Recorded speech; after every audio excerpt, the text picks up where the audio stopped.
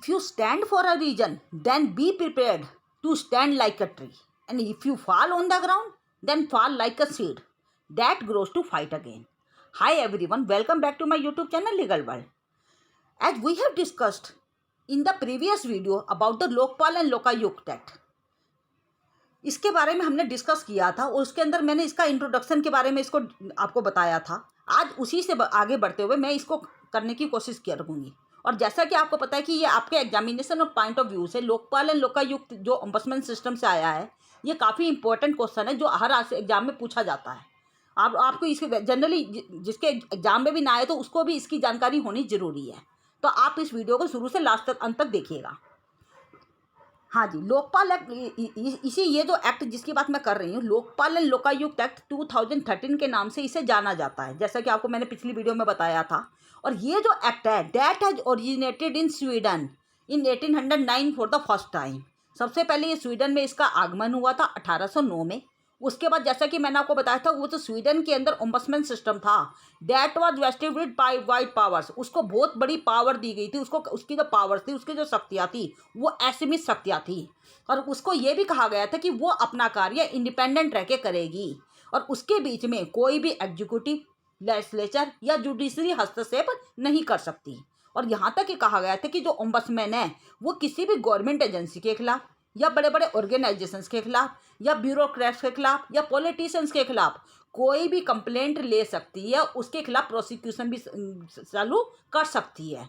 यदि कोई सिटीजन उनके खिलाफ कोई कंप्लेंट फाइल करता है तो ombudsman was given the wide powers and it was working independently.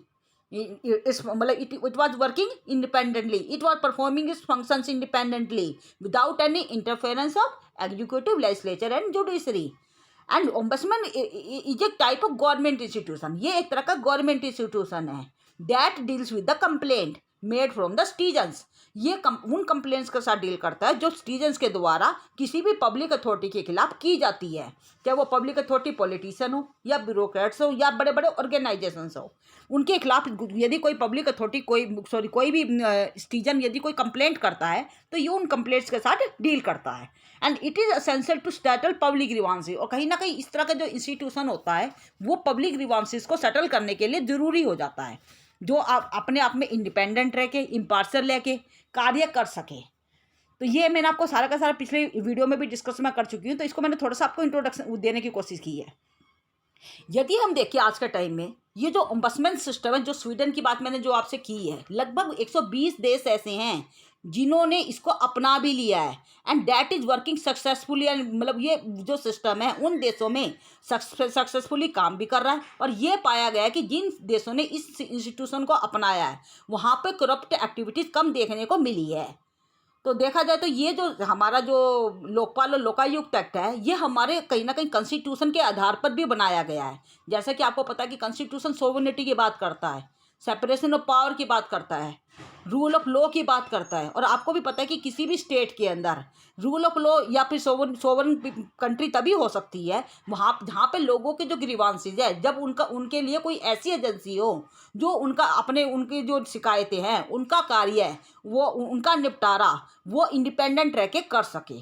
और यदि हम बात करते हैं डिक्शनरी मीनिंग की, तो ओम्बड्समैन को यदि डिक्शनरी मीनिंग मैं आपको ये बता चुकी हूँ कि ओम्बड्समैन एक ऐसा इंस्टीट्यूशन है जो गवर्नमेंट प्रकार का इंस्टीट्यूशन है और जो गवर्नमेंट के अगेंस्ट कंप्लेंट्स को मतलब जो भी दी जाएगी गवर्नमेंट के अगेंस्ट, वो कंप्लेंट को एंटरटेन कर सकता है। और वो ऐसी कंप्लेंट्स को एंटरटेन करेगा जहाँ भी कोई सिटीजन, कोई भी नागरिक, कोई भी व्यक्ति किसी भी पब्लिक अथॉरिटीज़ के अगेंस्ट कंप्लेंट करता है। सेकंड ब्लैक लॉ डिक्शनरी की मीनिंग मैंने आपको बताया था। ओम्बड्समैन एक ऑफिशियल या सेमी ऑफिशियल टाइप का इंस्टीट्यूशन है and person to which people may come with grievances, जहाँ पर कोई भी व्यक्ति अपने ग्रीवांसेस के साथ में आ सकता है, वो अपनी शिकायतें दर्ज करा सकता है यदि उसको लगता है कि कोई भी पब्लिक अथॉरिटी, पॉलिटिशियन या ब्यूरोक्रेट्स यदि किसी भी करप्ट एक्टिविटीज़ में इन्वॉल्व हैं। तो ये एक ऐसा इंस्टीट्यूशन है जो अपना कार्य इंडिपेंडेंट रह के करेगा। इसके पास वाइड पावर भी दी गई है। These are the certain definitions. Now come to main concept of Lokpal and Lokayukta. जैसा कि मैंने आपको बताया था, लोकपाल जो टर्म है ये कहीं ना कहीं सिनोनियम एक समानार्थी शब्द है जो ओम्बड्समैन से ही लिया गया है। फिर स्वीडन के अंदर ओम्बड्समैन और इंडिया के अंदर Lokpal, these are the two synonym term. ये दोनों एक दूसरे की सिनोनियम टर्म है।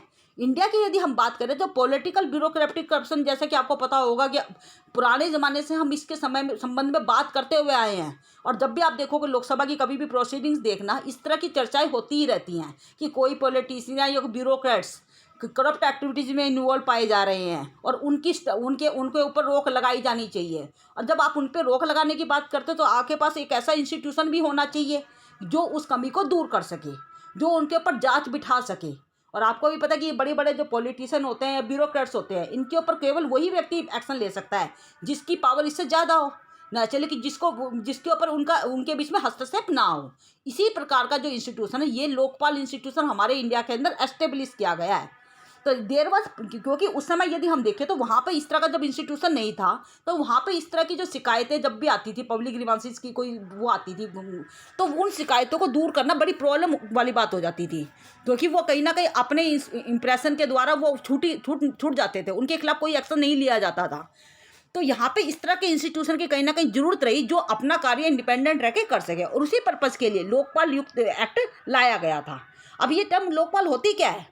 यदि हम बात करें लोकपाल की, तो लोकपाल शब्द जो है ये संस्कृत भाषा के दो शब्दों से बना है, लोक प्लस पाला। लोक मीन्स लोग, पीपल, एंड पाला मीन्स प्रोटेक्टर या केयर टेकर।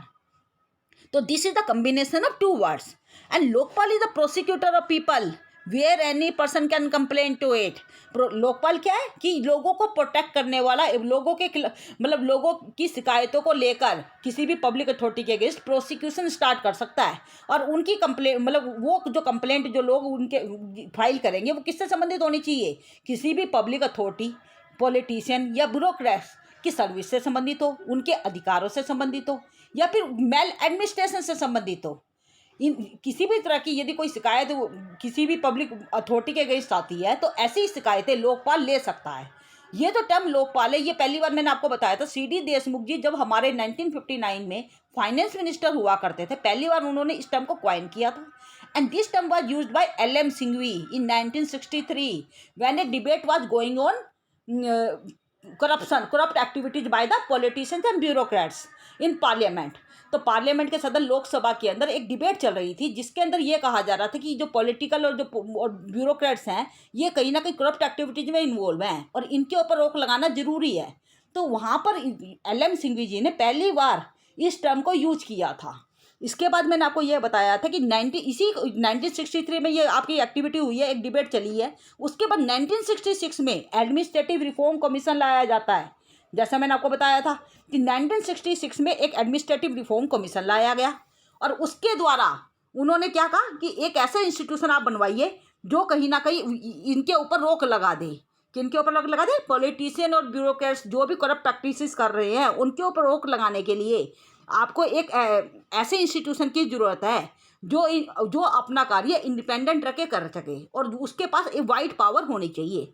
तो उसी पर्पज़ से एक एडमिनिस्ट्रेटिव रिफॉर्म कमीशन बनाया गया 1966 में। अब आपको ये तारीखें याद रखनी है। 1966 में एडमिनिस्ट्रेटिव रिफॉर्म कमीशन बनाया गया जिसके चेयरमैन थे मोरारजी देसाई जी, और उन्होंने इस चीज़ को पहचाना था कि यहाँ पे एक ऐसे इंस्टीट्यूशन होना चाहिए जहाँ पर जो सिटीजन्स के ग्रीवांसेस ले सके। और वो कौन से ग्रीवांसेस? जो किसी पब्लिक अथॉरिटी के अगेंस्ट हैं। तो वहाँ पे keeping in mind the highest standard of efficiency, और ये भी पता लगाना चाहिए कि वहाँ पे जो वो इंस्टीट्यूशन जो बनाया जाएगा वो एफिशिएंट होना चाहिए, वो उन कंप्लेंट के साथ डील कर सके, ऐसा होना चाहिए, और उसको वाइड पावर होनी चाहिए, वो अपना कार्य इंडिपेंडेंट रह के कर सके। और इसी के कहने पर एडमिनिस्ट्रेटिव रिफॉर्म कमीशन ने अपनी रिपोर्ट सौंपी और उसके अंदर ये कहा कि हम एक इंस्टीट्यूशन बनाने वाले नहीं हैं, हम दो इंस्टीट्यूशन बनाएंगे। पूरे सेंट्रल लेवल पे लोकपाल की स्थापना करेंगे और स्टेट लेवल पे लोकायुक्त की नियुक्ति की जाएगी। तो ये एडमिनिस्ट्रेटिव रिफॉर्म कमीशन ने रिकमेंड किया था। उन्होंने क्या कहा कि there must be Lokpal at central level and Lokayukta at state level in order to prove the high level corruption. और यहाँ पे आपके एडमिनिस्ट्रेटिव रिफॉर्म कमीशन ने अपना कार्य कर दिया। अब उसके बाद एक ड्राफ्ट बिल तैयार किया गया और उस ड्राफ्ट बिल को लोकसभा के अंदर पेश भी किया गया। तो क्या कहेंगे? Now a draft bill was prepared to take speedy action at central level. ये कहा गया कि सेंट्रल लेवल पे और स्टेट लेवल पे आपको इस तरह का इंस्टीट्यूशन बनाने के लिए हम एक बिल बनाने वाले हैं, एक कानून लेके आने वाले हैं जब भी आपने किसी के ऊपर कोई ऐसा इंस्टीट्यूशन स्थापित करना है जो इनके ऊपर करप्ट एक्टिविटीज़ को वो रोक लगा सके, नेचुरली कि वहाँ पे एक कानून की जरूरत पड़ेगी। और उसी कानून को बनाने के पर्पज से एक ड्राफ्ट बिल बनाया गया है, और वो ड्राफ्ट बिल पेश करने की तारीख थी 9 मई 1968। 9 मई 1968 को लोकपाल बिल लोकसभा के अंदर पेश किया गया, और लोकसभा के अंदर 1969 में ये पास भी हो गया। But it was not possible to make the law. परंतु आप कहेंगे कि यहाँ पे कानून क्यों नहीं बन पाया, परंतु ये 1969 में लोकसभा में पास हो जाता है, परंतु कानून नहीं बन पाता। And reason was dissolution of Lok Sabha. जैसा कि आपको पता कि बीच में जब कोई बिल चल रहा है या कोई कानून बनने की बात चल रही है, यदि लोकसभा भंग हो जाती है तो वो बिल वहीं पे ख़त्म हो जाता है, उसको भी दोबारा पेश करना पड़ेगा। तो यही रीजन यहाँ भी रहा। 1969 में मैंने जैसा आपको कहा लोकसभा में लोकपाल बिल पास हो गया, परंतु it was not possible to make a statute due to the dissolution of Lok Sabha. इसके बाद ये बिल कई बार प्रोड्यूस किया गया, कई बार पेश करने की कोशिश की गई। जैसा आप जिनमें से आप याद रखेंगे 1971 में, 77 में, 1985 में, 1989 में, 1996 में, 2001 में एंड 2008 में। These are the certain years when Lokpal bill was produced in the Lok Sabha. Lokpal bill बार बार लोकसभा में लाया गया, पर हर बार ये कानून बनने से रह गया। तो यहाँ पे मेन जो रीजन रहा था कानून बनने से रहने की, that was the dissolution of Lok Sabha. हर बार कुछ ना कुछ ऐसा होता था कि लोकसभा भंग हो जाती थी। परंतु एक 1985 का सन ऐसा था जब लोकसभा भंग नहीं हुई थी, वहाँ पे गवर्नमेंट ने बिल खुद विड्रॉ कर लिया था। तो ये भी आपको याद रखना है। हाँ जी, इसके बाद आप आ जाओ अब ये कानून बना कैसे। चलो ये तो बार बार चलो इन्होंने पेश भी किया और वो बार बार कानून बनने से रह गया। अब यहाँ पे प्रक्रिया चालू हो गई है बनने की। तो एडमिनिस्ट्रेटिव रिफॉर्म कमीशन ने 4 अगस्त 2011 को फिर दोबारा लोकपाल बिल लोकसभा के अंदर पेश किया, और वहाँ पे वो जो बिल था ये पार्लियामेंट्री स्टैंडिंग कमेटी को भेज दिया गया। तो यहाँ से आपको आगे की हिस्ट्री बतानी है। On 4 August 2011 government introduced Lokpal bill 2011 in Lok Sabha and the bill was refer to the parliamentary standing committee. ये बिल पार्लियामेंट्री स्टैंडिंग कमेटी को भेज दिया गया for its examination and report. और ये कहा गया कि आपको इसके एग्जामिनेशन भी करना है, इसके ऊपर रिपोर्ट भी देनी है। और इसको एग्जामिन करने के बाद पार्लियामेंट्री स्टैंडिंग कमेटी ने अपनी रिकमेंडेशन भी दी। कौन से सुझाव दिए थे उन्होंने कहा था कि इस बिल के अंदर बहुत सारे अमेंडमेंट करने जरूरी है। उन्होंने इसके लिए सुझाव दिए, और जहाँ पे गवर्नमेंट ने ये सोचा कि यहाँ पे इसके इतने सारे अमेंडमेंट करेंगे, इससे तो अच्छा है कि एक नया बिल हम भेज देते हैं। और उन्होंने क्या करा, इस बिल को तो विड्रॉ कर लिया।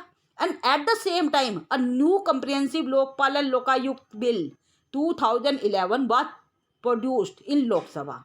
और ये से उसी के बाद जैसे मैंने आपको बताया 2011 में जो लोकपाल बिल इन्होंने पेश किया था, जिसके अंदर आप स्टैंडिंग कमेटी ने इतनी सारी रिकमेंडेशन दे दी, उसको तो इन्होंने हटा लिया और उसकी जगह पर एक नया comprehensive Lokpal and Lokayukta bill पेश कर दिया गया। एंड तो लोकसभा में तारीख कौन सी थी वो पेश करने की, दैट वाज द 12 दिसंबर 2011। 12 दिसंबर 2011 को लोकसभा में Lokpal and Lokayukta bill 2011 was produced. और उसी के ऊपर 27 दिसंबर 2011 को ये बिल लोकसभा में पास भी हो गया। परंतु उसके बाद जब ये राज्यसभा में पेश किया गया, वो तारीख थी 21 मई 2012।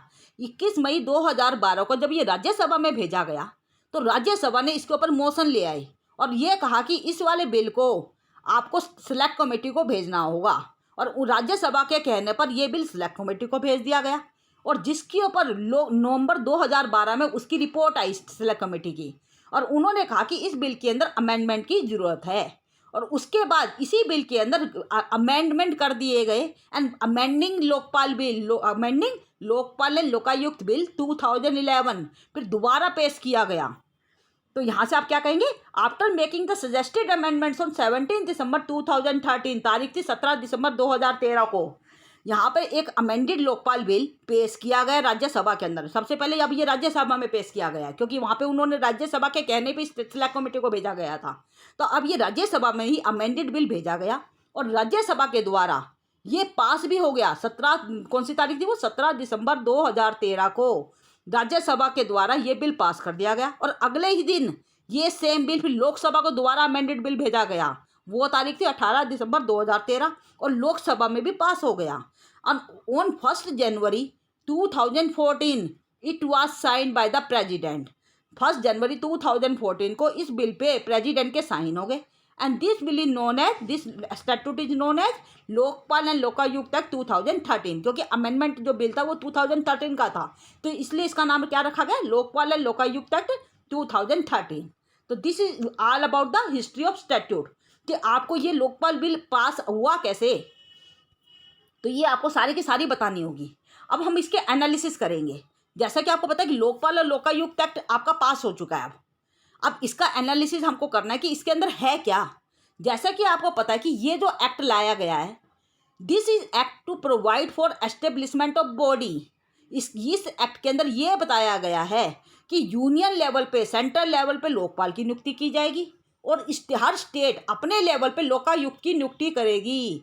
और वो जो लोकायुक्त तो लोकपाल होंगे, they will be enable to inquire into the allegations of corruption against certain public authority. यदि कोई भी पब्लिक अथॉरिटी स्टेट लेवल पे यदि कोई करप्ट पाई जाती है तो उसकी जांच करेगा लोकायुक्त।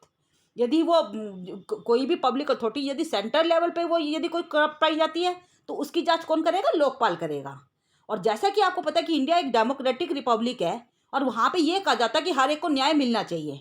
और यहाँ पे हर एक को न्याय का मतलब यहाँ पे पब्लिक के ग्रीवांसेस जब आप लेंगे, नेचुरली कि न्याय तो आपको तभी मिलेगा। तो पब्लिक के ग्रीवांसेस लेने के पर्पज से United Nation convention on corruption भी ऑर्गेनाइज की गई थी। ये जो प्रॉब्लम है ये हमारे केवल हमारे देश की प्रॉब्लम नहीं है, ये पूरे देश की, पूरे वर्ल्ड की प्रॉब्लम है। और इसी पर्पज से United Nation convention on corruption was also organise, जिसके अंदर इंडिया भी सिग्नेटरी था। और यहाँ पे देखा जाए तो ये जो हमारा जो यूनाइटेड नेशन कन्वेंशन है करप्शन के ऊपर, इसी को लागू करने के पर्पज से ये कहा गया था कि इंडिया के अंदर भी इस तरह का जो इंस्टीट्यूशन है वो इंडिया के अंदर भी होना चाहिए। और ये जो लोकपाल है या जो लोकायुक्त है, इसको पूरी छूट होनी चाहिए, उसके पास वाइड पावर होनी चाहिए जिससे कि वो अपना कार्य इंडिपेंडेंट होकर कर सके। And to provide speedy and fair investigation, और क्योंकि वो जब तक इंडिपेंडेंट नहीं होगा वो अपनी इन्वेस्टिगेशन सही से नहीं कर पाएगा। तो ये कहा गया कि स्पीडी और फेयर इन्वेस्टिगेशन के लिए यदि कोई करप्ट चार्जेस किसी भी अथॉरिटी के खिलाफ पाए जाते हैं तो उसके खिलाफ प्रोसिक्यूशन का भी पूरा का पूरी पावर इसके पास होनी चाहिए। तो यहाँ पे इसको पूरी पावर दी गई है। तो यहाँ तक आप लोगों को समझ में आया। तो अब नेक्स्ट वीडियो में हम इसका पूरा एनालिसिस करेंगे, क्योंकि वीडियो ज़्यादा लंबी हो जाएगी। तो इसकी जो एनालिसिस है वो नेक्स्ट वीडियो में करने वाली हूँ। आप इसको ध्यान से देखिएगा और आपको कहीं यदि कोई प्रॉब्लम आती है तो आप इसे बार बार सुनिए, और ये आपके एग्जाम के लिए इंपॉर्टेंट क्वेश्चन होने वाला है, ठीक है। और बाकी यदि फिर भी आपको कोई प्रॉब्लम आती है, you must comment in the comment section and don't forget to like, share and subscribe this channel for further updates. Thank you.